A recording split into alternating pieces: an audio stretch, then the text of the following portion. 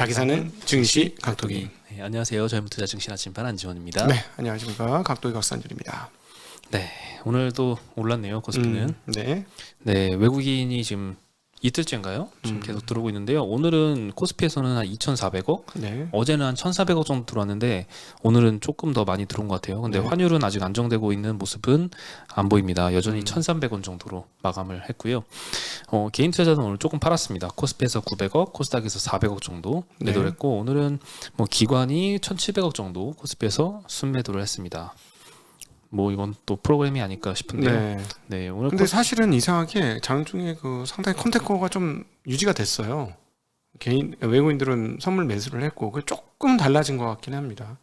항상 지금 선물 외국인 매수는 프로그램 매매를 뒤집는 역할을 하면서 시장에 계속 타격을 줬었거든요. 네. 근데 왜 이런 생각을 하냐면 외국인들 삼성전자 사잖아요. 네.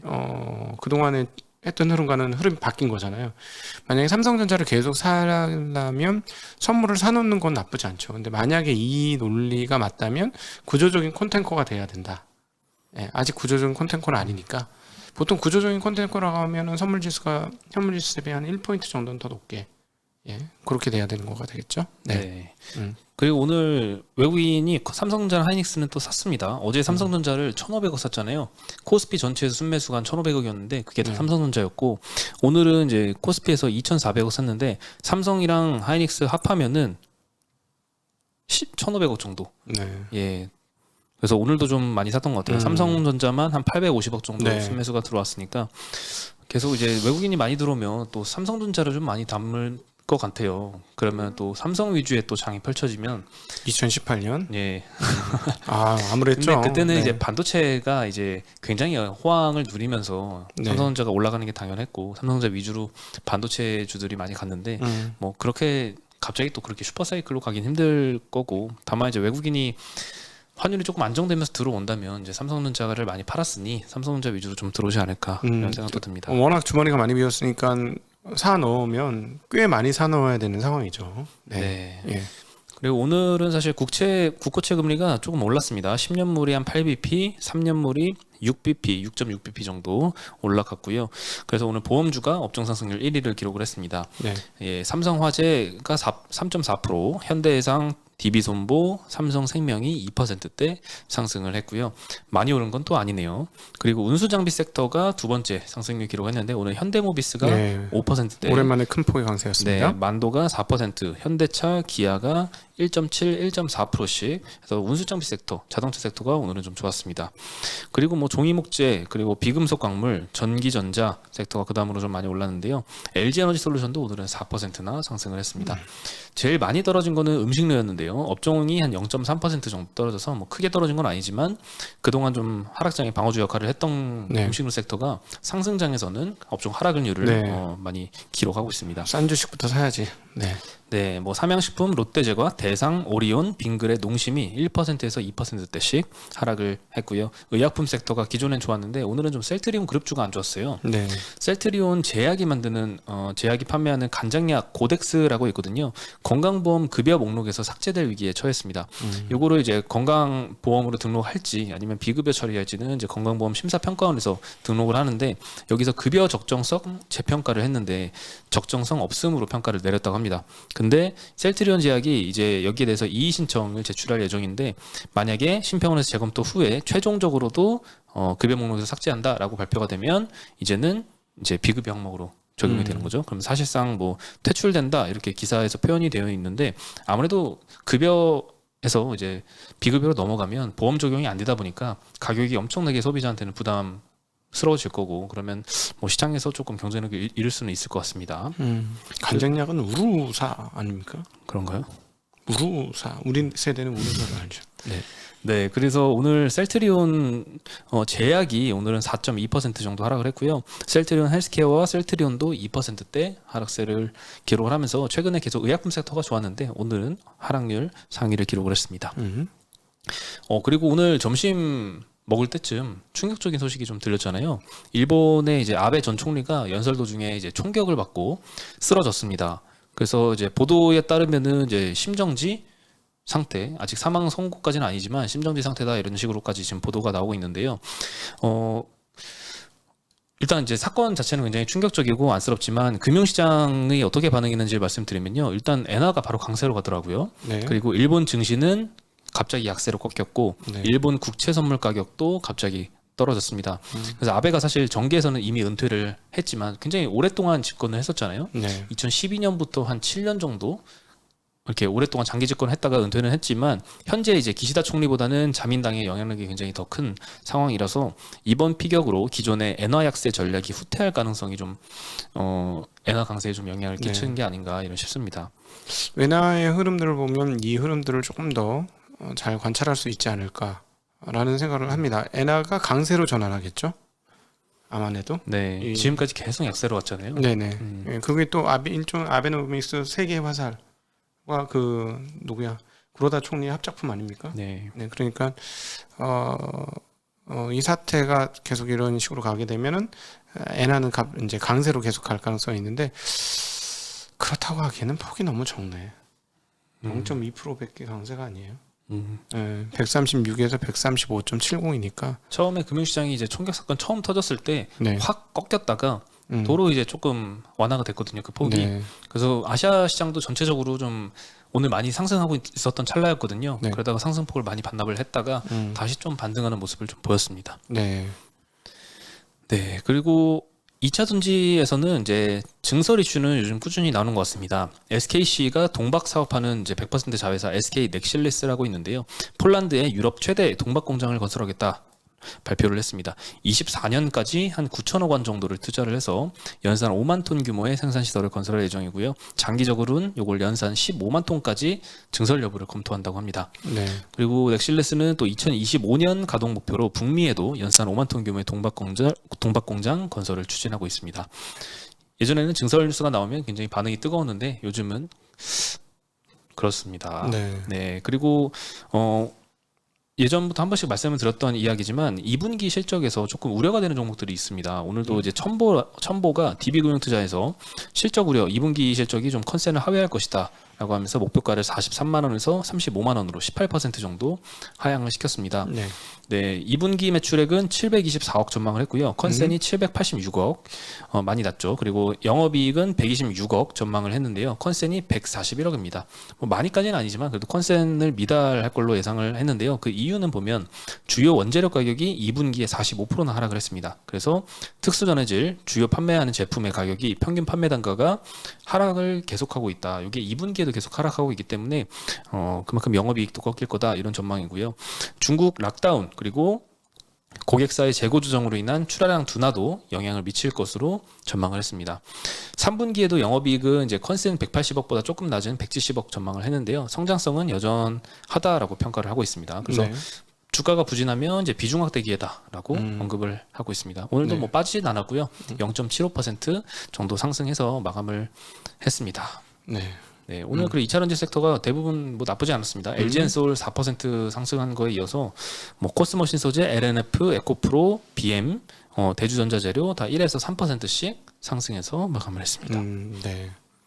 네, 그리고 FNF 제가 좋아하는 테니스 소식인데요. 네. 테니스 브랜드 세르지오 타키니라고 있습니다. 여기 미국 테니스 브랜드인데 요거를 826억 원에 지분 100%를 인수를 해서 이제 FNF가 스포츠 의류 시장 그 테니스 의류 시장 진출을 본격화하는 것 같습니다. 예. 네, 참 M&A를 많이 하는 것 같아요. 최근에 3월에도 드라마 제작사 빅텐츠라는 곳을 235억 원에 인수를 했는데 4개월 만에 또 다른 M&A를 한 겁니다. 네. 아주 잘하고 있는 회사죠. 네. 최근에 테니스가 MZ 세대들이 굉장히 그렇죠. 좋아하죠. 근데 이제 이게 뭐냐면 요즘에 아웃도어 등산복이 약간 생활복으로 조금 바뀌었죠. 아웃도어 캐주얼 뭐 이런 식으로 해서 거기에 이제 지금 재미가 붙었어요. 업체들이. 네. 그래서 스포티한 아웃도어 그러니까 스포티한 평상복 일상과 스포츠를 엮는 그래서 이쪽 업계가 지금 생각하는 게 골프복과 일상복 사실은 아저씨들이 입는 옷은 골프복이나 일상복이나 비슷해 그렇지 않습니까? 뭐 빨간 바지 입고 나오지 않는다 그런 것 같아요. 하얀 바지 빨간 바지 빼고는 뭐 골프장에서 입는 것이나 밖에 나가 티 입는 것이나 거의 모양이 비슷하거든요. 그래서 충분히 일상으로 다 넘어올 가능성이 있어요, 공간이. 그러니까 그 테니스도 그렇지 않습니까? 그렇죠. 사실 MZ 세대가 이 테니스나 골프에 최근에 빠지고 있는 것 중에 영향을 미치는 게 그래도 운동 자체가 재밌기도 하지만 의류가 되게 이쁘고 네. 그래서 뭐 인스타나 이런 SNS에 올려가지고 그 보이는 효과도 좀 많이 작용을 하는 것 같거든요. 아, 맞아요. 예, 그래서 이렇게 여러 브랜드들이 지금 테니스 의류에 좀 많이 진출을 하는 것 같고 골프에 이어서 지금 테니스로 좀 많이 네. 이제서야 좀 진출을 하는 것 같습니다. 네. 사실은 자전거복도 상당히 그 쫄쫄이요? 네, 자전거복이 그렇죠. 뭐 그것도 사실은 자전거 잘 타시는 여성분들이 입으면 굉장히 예뻐요. 네, 이 자전거는 군살을 없애주는 운동이거든요. 무슨 말씀인지 아시죠? 그래서 좀 몸매가 드러나긴 하지만 참 이뻐요. 그 옷들을. 근데 이건 히트를 못 치네. 그렇죠. 네, 그거 입고 민망하잖아요. 우리끼리는 괜찮은데 우리는 그거 입고 백화점 들어가. 우리끼리는 하도 익숙해져가지고. 근데 어떤 느낌인지 요즘 좀 알겠어요. 룰루레몬 바지 입고 돌아다니시는 분 종종 있으시더라고. 아, 이 느낌이었구나.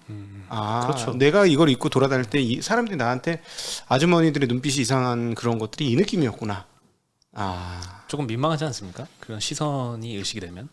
근데 처음에는 그랬는데 나중에는 몰라요. 입는 사람은. 네. 룰루레몬 입는 사람도 모르시잖아. 룰루레몬만 있나? 그 뭐지? 뭐 하여튼 평상복처럼 입고 다니시잖아요. 그거를 요가복 같은 거를. 네. 요즘 유행이던데 젊은 세대들한테. 근데 사실 MZ 세대가 이제 골프도 굉장히 돌풍을 일으켰고 네. 돌풍을 일으켰다기보다는 좀 많이 참여를 했고 고점을 찍었고. 테니스도 많이 참여를 했는데 고점인가요? 최근에 나오는 얘기가 이제 골프장, 골프채가 이제 중고로 많이 나온다고 하잖아요. 옛날에는 뭐 웃돈 줘도 구하기 힘들었던 채들이 당근마켓에 막 많이 네. 매물로 나온다. 그러면서 이제 MZ 세대가 많이 뛰어들었지만 이렇게 자산 가격 빠지고 이렇게 이러다 보니까 여력이 조금 줄어들어서 그 비싼 골프장 이용료를 좀 감당하기 힘들어서 이제 좀 근데 또 실력이 또 생각보다 빠르게 늘진 않고 SNS에 이미 충분히 많이 올렸고 하다 보니까 흥미가 떨어지는 사람들이 이제 하나 둘 생겨나는 거죠. 10년을 쳐봐야 제자리인 운동이 골프예요. 그렇게 천천히 늘어나는 건가요, 실력이? 그 집중적으로 하지 않으면 잘 안 늘어나요. 음, 선수들이 그 언더파 치는 게 그거 쉬운 게 아니에요. 네. 네. 사실 근데 자전거로 50km 달리는 거랑 똑같아. 언더파 치는 거는. 네. 그래서 테니스는 아직 그런 얘기까지는 안 들리거든요. 막 채가 아직도 좀 부족한 것 같아요. 채가 그 당근마켓에서 널렸다 이런 얘기는 안 나오고 있는데 네. 이제 막 이 의료 브랜드들이 테니스에는 조금 진출을 하는 것 같아요. 그래서 더 퍼지면 안 되는데 사실 이게 운동하려는 사람들이 수요가 많아지면 이미 그 운동을 하고 있던 사람들은 좀 피해를 보거든요. 그렇죠. 가격이 괜히 높아지고. 근데 그래가지고. 하여튼 맞아. 자전거도 MZ세대 들어와가지고 자전거 보고 옷을 굉장히 가격을 올려놨어. 우리 아저씨들은 부담스러워. 우리 젊은 친구들 입는 거 보면.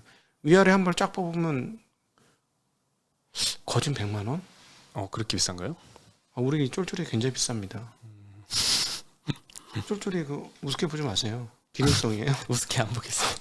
그게 바지가 비싼 거는 한 30만 원 하고 윗도리도 비싼 건 30만 원. 상당히 비싼데요? 네, 30만 원. 그리고 겉옷까지 하면 또 30만 원이야. 뭐 비 오는 날 입는 옷 이런 거 좀 비싼 거는 세일 안 하고 사면 돈 100만 원이야. 그 얇은 게. 네.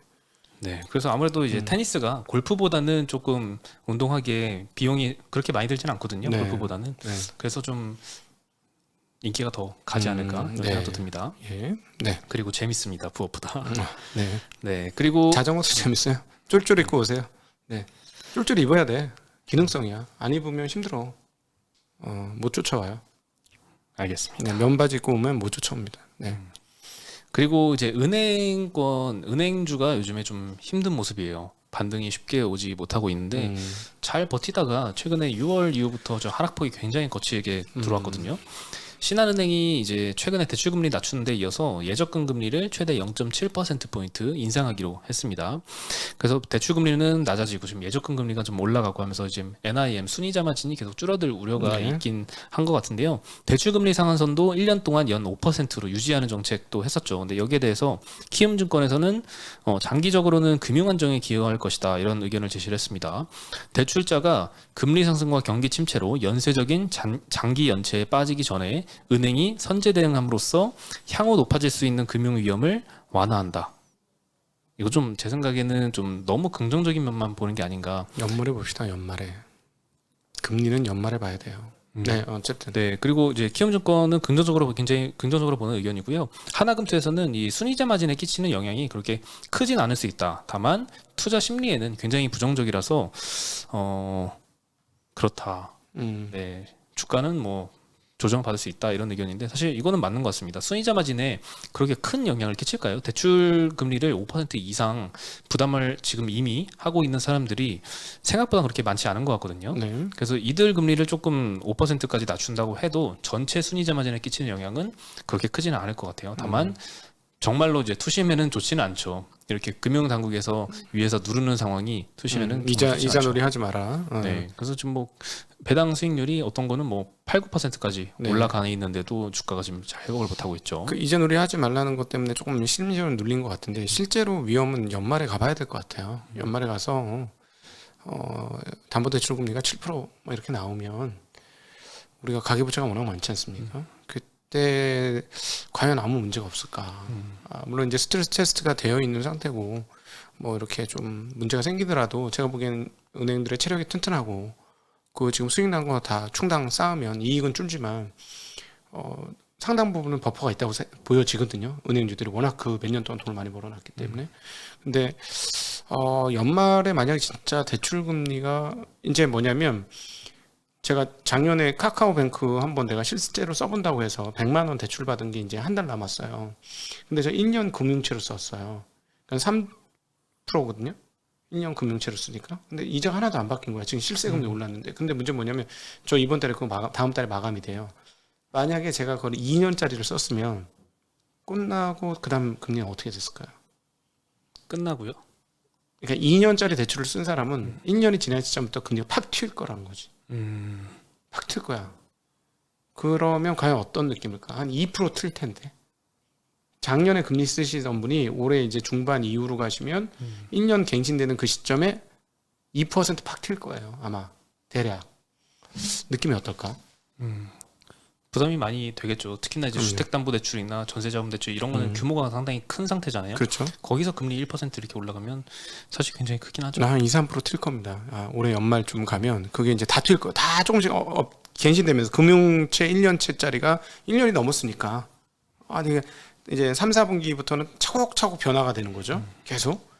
근데 변화할 때마다 금리가 계속 올라갈 거 아니에요. 연말까지 기준금리가 3.0이니까 그건 좀 부담되는 부분은 아닌가 싶습니다. 실제로 이제 금리가 그렇게 생각보다 빠르게 올라간다면 그러면 진짜 은행주한테는 위험할 수도 있을 것 같아요. 제가 보기엔 상단을 막아놓은 상태라서 그걸 프라이싱하고 있는 게 아닌가 싶어요. 네. 예, 네. 그리고 SM 마지막으로 이제 엔터주들이 오늘 좀 상승을 많이 했는데요. 네. SM 걸그룹 에스파라고 있습니다. 미니 앨범 걸즈라는 앨범에서 선주문량이 161만 장을 돌파했다라는 소식이 오늘 좀 SM이 5%나 상승을 했습니다. 네. 뭐 한국, 미국 오늘 1시에 동시 발매했다고 하는데 K-팝 걸그룹 선주문 최고 기록이라고 합니다. 그 전까지는 블랙핑크가 2020년에 냈던 D 앨범이라는 게 이제 선주문 100만 장 기록을 세웠었거든요. 네. 근데 161만 장이면 그때보다 뭐 60% 높아졌으니까 인기가 굉장히 많아졌네요. SM은 가성비가 나오는 주가던데요? 오르기 전에 보니까. 가성비가 나오는 주가. 저기 이익 대비 주가 그렇게 많이 안 높던데. 20배 안 되던데요. 그래서 괜찮네. 가성비 좀 있네. 이랬는데 역시나 이런 호재 뜨니까 바로 크게 뜨네요. 예. 네. 뭐 오늘 그래서 하이브도 한 4% 올랐고요. JYP, YG 엔터도 1.5%대 가까이 상승을 했습니다. 네. 네, 오늘 전반적으로 좀 코스피 코스닥 다 0.7, 뭐 1.1%씩 이렇게 생각보다는 좀 많이 오르긴 했습니다. 아침 역시 제가 예상했던 것보다 각방 꿀이네요. 많이 올랐네요. 네, 오늘 한번 0.5% 오르다가 또 오후에 잘못되는 거 아니야? 제가 확실히 쫄긴 쫄았나 봐요. 계속 이렇게 종가 부분에 그냥 오른 상태를 유지하는 거 보니까 참 감사한 일입니다. 네. 근데 오늘 뭐 삼성전자, 하이닉스가 많이 올랐으니까 네. 다른 것들은 조금 생각보다 상승폭이 크진 않았던 것 같습니다. 그렇죠. 상대적으로 언더퍼폼할 가능성이 매우 높고, 근데 삼성전자, 하이닉스 주머니가 많이 비었기 때문에 그동안은 먼저 선반영 됐는데 또 이제 회복하는 걸 선반영을 시작할 건지가 지금부터 되게 중요한 한국 시장의 중요한 포인트 아닌가 싶습니다. 네. 어찌되었건 올라나 줘라 제발. 같이 좀 묻혀서 가게. 네. 일단 그래도 금요일 장이 나쁘지 않았으니까 주말은 편하게 보내실 수 있을 것 같습니다. 예. 네, 저희는 오늘 여기서 인사드리겠습니다. 그리고 주말에 아주 재미난 것들이 많이 나갑니다. 어떤 거죠? 이번에 주말에 이영수 IT의 신 제가 때가 됐다 생각해서 모셨고요. 소부장. 네, 그래서 그것뿐만 아니라 진짜 여러 개가 많이 나가요. 이번에 재밌는 거 많이 나가니까 꼭 좀 봐주시면 좋을 것 같습니다. 네, 네, 인사드리겠습니다. 네, 안녕.